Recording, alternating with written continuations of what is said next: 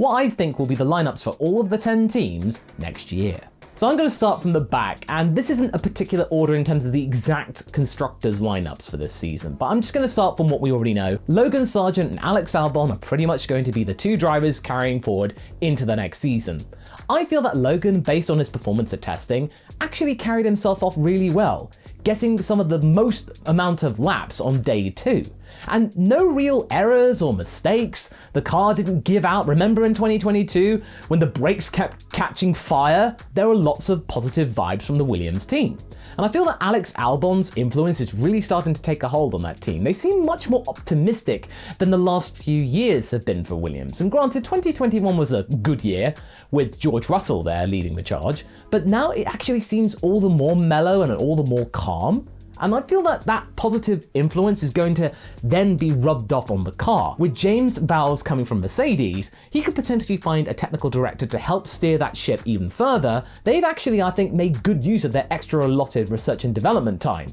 So I could easily see Williams being right back up in the midfield, but that driver lineup specifically, I don't think they're going to mess with that.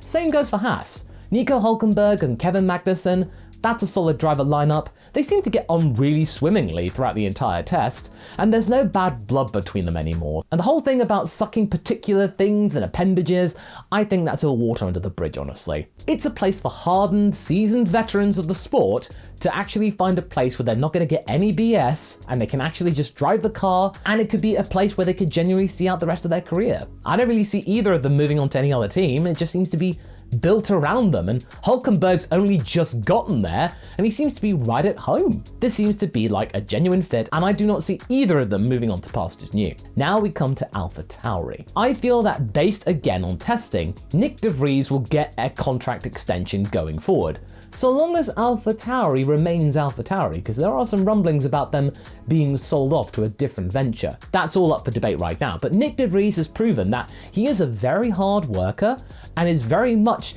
telling the team how to run the operation, and they seem to be very much embracing what he has to say. I don't think I've actually heard anything about AlphaTauri sort of dismissing Nick de Vries, because even though he is a rookie, he's 28. He's a Formula E champion. He's been with the Mercedes outfit for years in a development process and capacity. He knows what to do to try and bring AlphaTauri back into the solid center of the midfield, instead of being, what, like 9th? But who's going to be partnering him? I feel like the writing is on the wall for Yuki Tsunoda.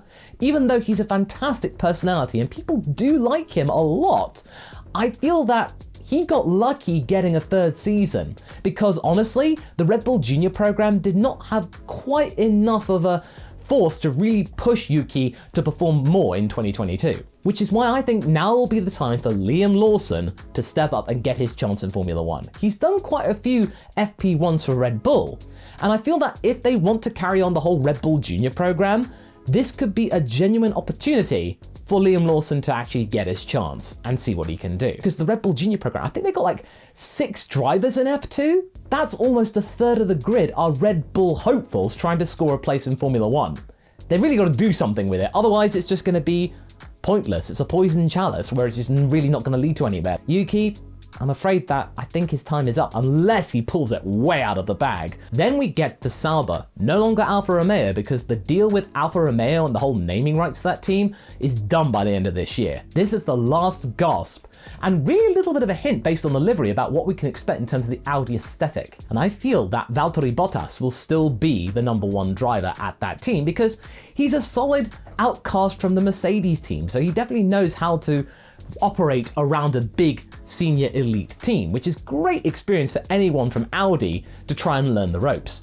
But who's going to be partnering him? I feel that Zhou Guanyu, even though he did a really solid couple of seasons, he may be pushed out for somebody else, because Audi's going to be coming in with a lot of money, and Zhou Guanyu, even though he comes in with a lot of Chinese sponsorship, I don't think Audi's really going to need that. Replace him with Théo Pourchaire.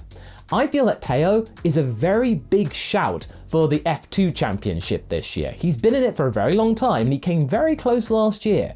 And Sauber have been really praising him, and he's now actually the official reserve driver for Alfa Romeo this year. This is a big promotion. So for him to get a chance in 2024 to show what he can do, I think is a fair chance for Sauber before they then become Audi to show what he can do, show him his chops. But what's going to happen to Zhou Guanyu? Well, just keep listening, my friend, because I think I've got an idea about where he could go. Now we go to Aston Martin. Fernando Alonso, I think it's safe to say he's gonna be there for as long as he wants to be.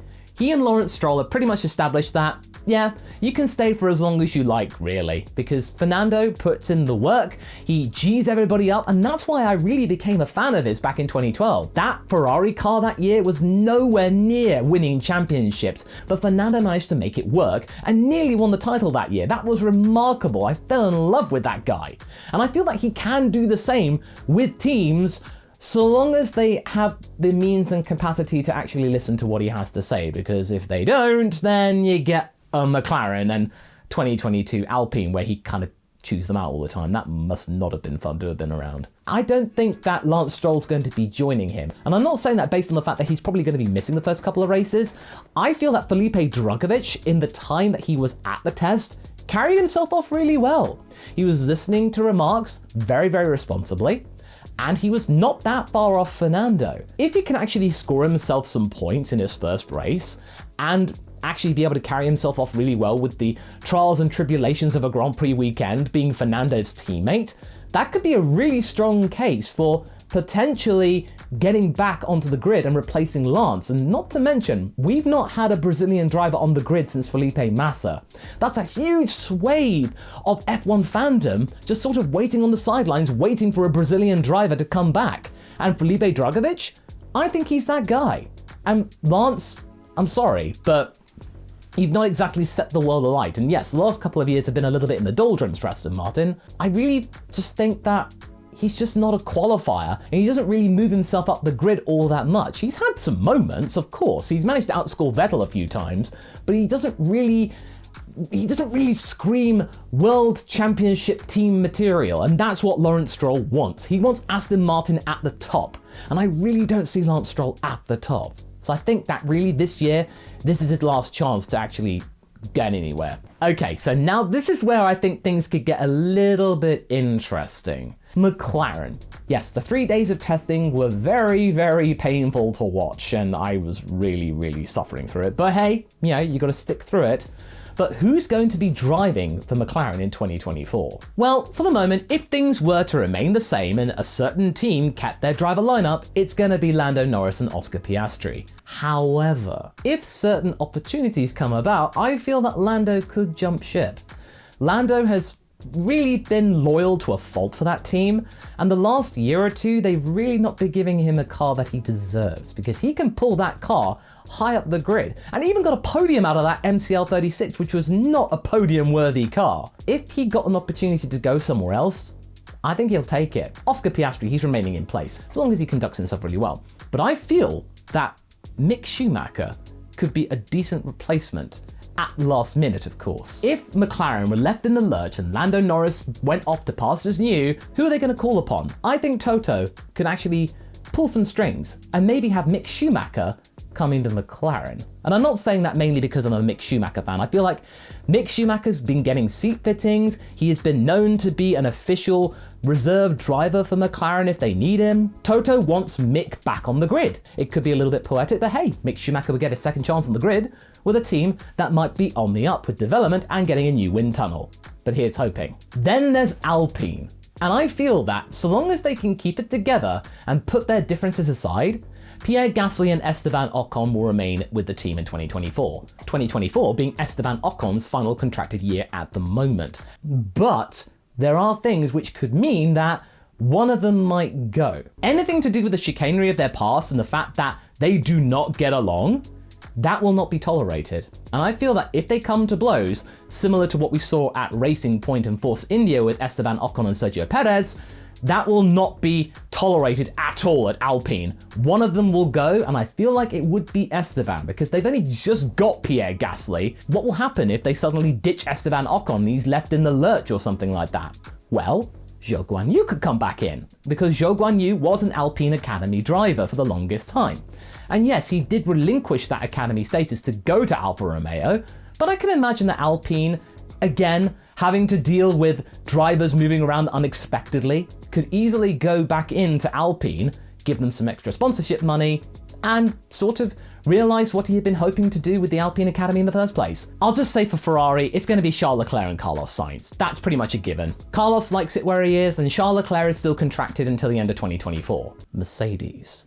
What happens? If this year turns out to be another bit of a dud, that Mercedes car is probably going to be even worse than what the W13 was, does Lewis Hamilton have the patience to stick it out for one more season? I don't feel that Lewis will really have the heart to remain in the sport. Now, this could easily change. For now, it's definitely going to be Lewis Hamilton and George Russell. But if Lewis Hamilton, like Sebastian Vettel, goes, okay guys, enough is enough, I'm done, I'm happy with 7 titles, I'm gonna call it quits and go and do something else, that would set the Formula One market alight. And I feel like the best person that could easily come in is Lando Norris to replace him. I feel that Toto could do some sort of driver swap. He wants Mick Schumacher on the grid for 2024. And obviously Mercedes and most F1 teams would want Lando Norris if he decides that enough is enough and an opportunity at Mercedes is something worth taking, so he could drive alongside one of his close friends, George Russell. So therefore, I feel that Lando could swoop in and replace Lewis, and therefore Mick could go to McLaren. That's what I was talking about earlier. But if that doesn't happen, then it's gonna be Lewis Hamilton and George Russell for another year. Now, Red Bull. What's gonna happen there? Well, Max Verstappen's going to be there, obviously. He's contracted until the year 2028. But who's going to be driving with him? Well, I feel that with Red Bull being the ruthless characters that they are, it's going to be Daniel Ricciardo driving with him.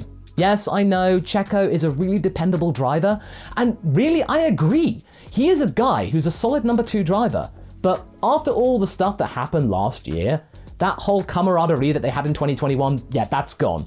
There's going to be a degree of mistrust between those two, and something could happen again. I really feel that Perez is going to be wanting to punch above his weight and sometimes defying Max Verstappen. I feel that Max and there will be some mind games there. And I don't think Red Bull really will want to tolerate that. They'll want to maintain a good solid driver relationship where there's no complications and it's all simple. And that's where I think Daniel Ricciardo will excel. He gets the Red Bull dynamic because he was there for years. He drove with Max Verstappen right at the beginning when that team was starting to develop around the young Dutchman. And Daniel will be grateful to be back at a top tier team. And not to mention Daniel is popular. People like him. He's one of the most charismatic drivers on the grid. So why wouldn't you have him back with Max Verstappen? With making Daniel the reserve driver, Christian's pretty much welcomed him back with open arms and said, look, you can come back, just keep yourself here, take a little bit of a break, and let's see what happens next year.